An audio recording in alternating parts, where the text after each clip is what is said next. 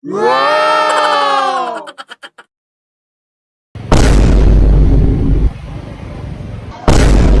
Oo ah.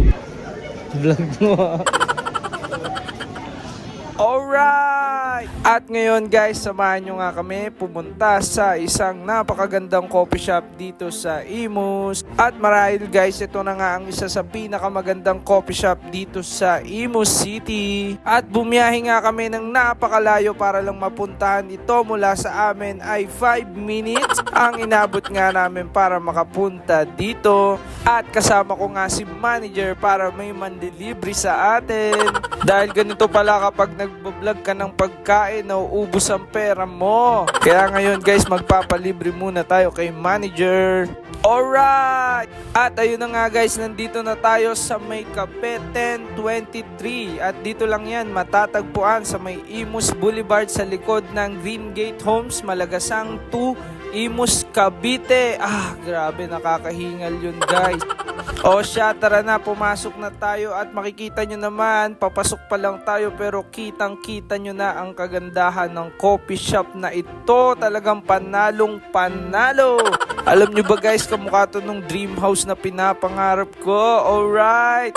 So guys, kung kayo po ay may sasakyan at may motor, wala po kayong po problemahin dahil napakalawak po ng kanilang parking space dito. At ayun guys, pagpasok nga namin dito ay bubungad yung kanilang garden na napakaganda. Kaya kung garden vibes ang gusto mo habang nagkakape, pwede rin dito. So ayun guys, pumasok na nga kami nito ni manager. Siya po ang aking bossing for today. Kaya kahit anong iutos niyan ngayon ay susundin ko. Alright!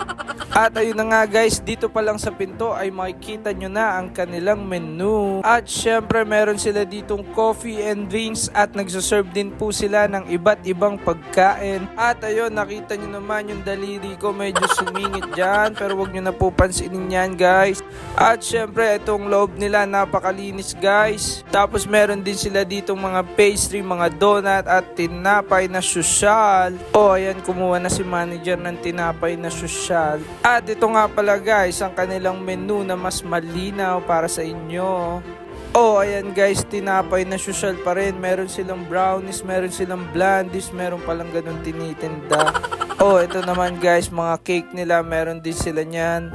At pagkatapos nga ay umakyat na kami at nakita namin tong napakagandang motor na to na naka-display. Kung ikaw ay mahilig sa motor, talagang ma-appreciate mo to. Ang alam ko nga ay mahal ang presyo niyan, pero dito pinang-di-display lang nila yan. Diba, social talaga. So guys, tara na, i-house tour ko kayo dito. At itong taas nga, pwede rin kayo dito magstay. May mga upuan din sila, pero wala na kaming naabutang bakante. Kaya sinubukan namin sumilip dun sa loob. At ayun, meron nga kaming nakitang pwesto pa doon. Alright! At alam nyo ba guys, habang nandito nga ako ay amaze na amaze ako sa design ng kanilang interior at lahat ng mga furniture na ginamit nila. Hindi mo nga siya makikita sa mga ordinaryong coffee shop. Kakaiba talaga dito. Alright! Talagang pag nandito ka ay nakaka-relax. Huwag ka lang makatsyempo na maingay na katabi. At syempre, nakita nyo man ang ganda ng aking manager. At hali kayo guys, itutur ko kayo dito sa labas at ito nga ang kanilang bubong. Nakita nyo naman, napakaganda ng kanilang bubong na bagong bago. At dumating na nga rin guys ang aming order. Napakasarap talaga pag libre guys. At ito pala ang itsura ng kanilang loob. Ang ganda talagang place nito para magchismisan guys.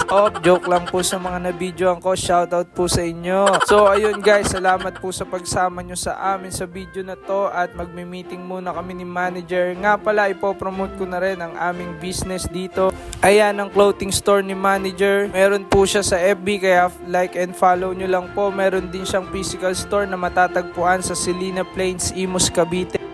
At ito naman po ang 3D printing services namin. At kung naghahanap kayo guys ng AirPods na magagamit nyo, so visit lang kayo sa aming page na ito. So salamat uli guys sa panonood. So laging ngumiti para lagi tayong alright!